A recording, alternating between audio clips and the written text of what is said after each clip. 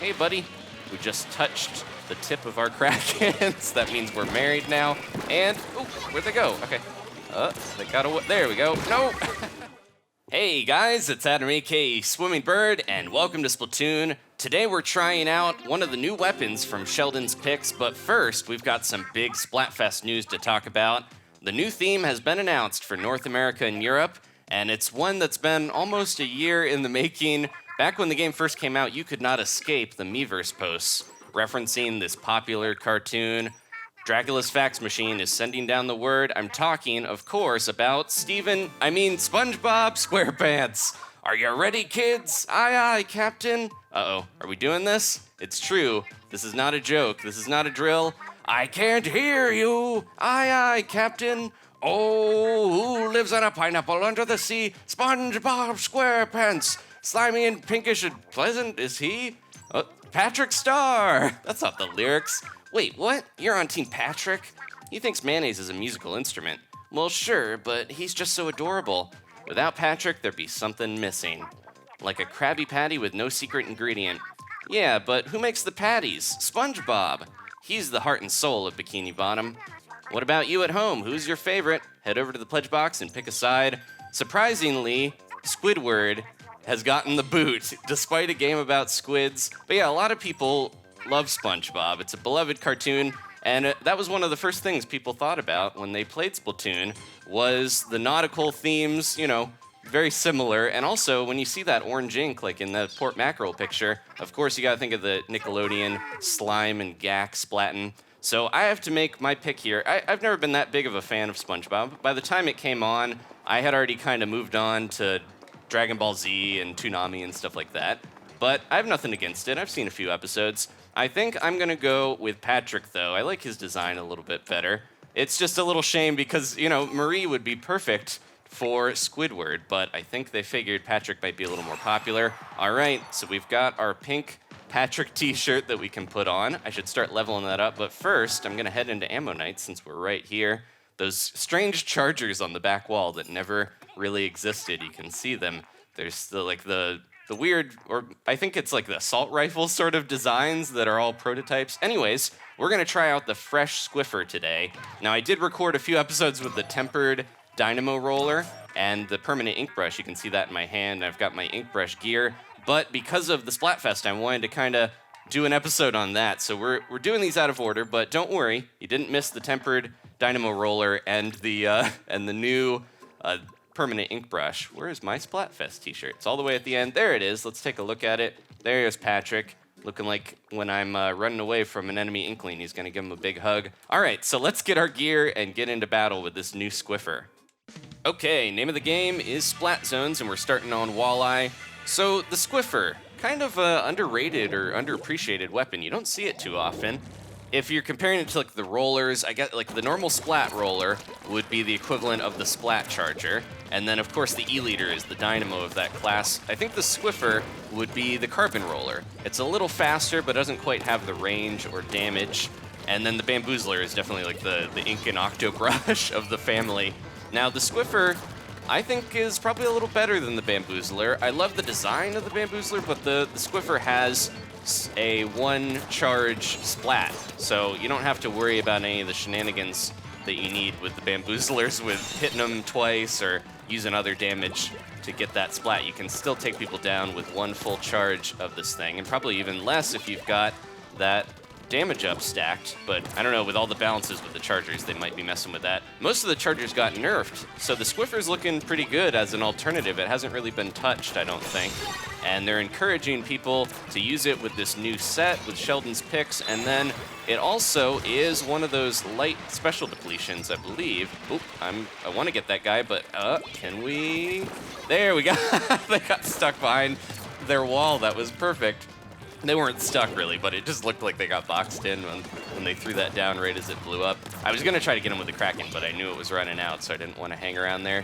That's my favorite thing to do with these suction bombs, is as soon as I see somebody super jumping in, just throw it down, and that's a good way to stay at a safe distance and maybe take them out. I do need to get more practice with actually getting splats with my charger. The suction bombs, you guys know I love bombs and sub-weapons. I use them like crazy. Probably too much. and the Kraken is my favorite special. But if I'm gonna be able to use this weapon, you gotta be good with the weapon itself. You can't just use the sub and special. But for now, we got a win under our belt. That was so fast. They kept super jumping in. I think they were leaving themselves vulnerable rather than trying to play it a little more defensively. And there we go. So yeah, I think the fresh Squiffer could be the set for me to get me back into trying to play Chargers a little more. And this would be a good way to train before I move up to the big boy Chargers and get that charge time a little longer. But for now, I think a combat, getting in the midst of things Charger is the way to go. Okay, heading over to Port Mackerel. It's probably another good map for the Squiffer as well. You got these long, straight alleyways between the shipping containers, and you can kind of get people stuck in there, use those suction bombs to trap them. And the Kraken, of course, is going to be a great way to just, you know, dip right into the zone. This is one of the Splat Zone maps that has 2 zones, so we're going to have to be careful here about watching both of them. Jeez, I keep feeling like ink resistance might be beneficial to go back to, but then I don't know if I can go back to not having those little squid skulls popping up when there's a bomb in my face. All right, this is what I want to do here. Hide behind, jeez, not get blown up. Hide behind the crates and get my charge going, and then when they get close enough, that's when I can get him. He's in the corner. Get him! Somebody's gonna get him. There we go. I saw that orange little spirit popping out. This is a map that I get a little paranoid on because I'm like, there's so many little nooks and crannies. It's the English muffin of maps where somebody can just pop out of nowhere and get you. So I'm gonna try to stay back here where I can see both the zones, and there we go. Got the Kraken. Feels a little cheap, but here's a few splats while I'm trying to get better with the Squiffer. There we go. Somebody saved me. Okay. Give him a little booyah. He got me out of there. I don't think I needed a super jump, but I managed to get out of the way. I think it decreases your vertical hitbox when you're super jumping because you're in squid form, but your horizontal hitbox is bigger, so you have to be a little careful. I know there's a few situations where super jumping has made me scrunch up small enough where I didn't get splatted and was able to get away in time, but other times it leaves you just a big target because you're sitting on the ground, you know, waiting to, whoa, there we go, jeez. That one guy is real good, or gal, at leaving those bombs. I think that's, no wait, that's NZAP, which, oh, then the NZAP I think has it's got the echolocator and maybe a splat bomb. The 85. I always see the 89, so it's hard to remember what the 85 has. I know there was like a fake leak of all of Sheldon's weapons. Oh, hey, get out of here. They got him, all right. There was a fake leak of all the Sheldon weapons that turned out not to be true, but one of the weapons that they said was coming was another version of the NZAP, and it was supposed to be, oh, jeez. Keep getting avenged. It was supposed to be like a 2007 or 2008 or something, whatever the time when the Wii U Zapper came out, like that version of the NZAP. But I don't think, whoa, I'm out of here. I looked like an orange squid more than a blue. But yeah, that was a fake leak because they already showed that some of the subs and specials we got for a lot of these little picks were nowhere near what the leak was saying. So I'm kind of grateful. We got at least 8 new weapons, it seems, probably on the way for Volume 2. So anything can happen. I'm really crossing my fingers, hoping for another Octobrush, but you guys will see in an episode or two, I've been really enjoying the permanent ink brush. I feel like that might be my favorite of the new weapons so far, but we're trying them all out. I've only tried 5 out of the 8, so we've got a lot to cover. And it's breathing new life into the game for me a little bit. I've been excited to keep playing, and we got the Splatfest coming, so I'm gonna have to try to level up my t-shirt. Yeah, I gotta get better at these charger kills. I'm not so great with my aim, but I've mentioned in the past, I think I do better with weapons that are kind of spray and pray, where I can throw a ton of ink out and trap people into a situation, like the rollers or the brushes, and then I don't have to worry so much about my aim. Hey, buddy, we just touched the tip of our Krakens. That means we're married now. And, oh, where'd they go? Okay. They got away. There we go. No! That happened like the exact same spot, and I think that might be the same squid again, hitting me with that little kiss of death, the splat bomb, when they're already dying. That's a good strat, though, because it's hard to avoid. Hey, no! Oh, there we go. Booyah, buddies. They saved me.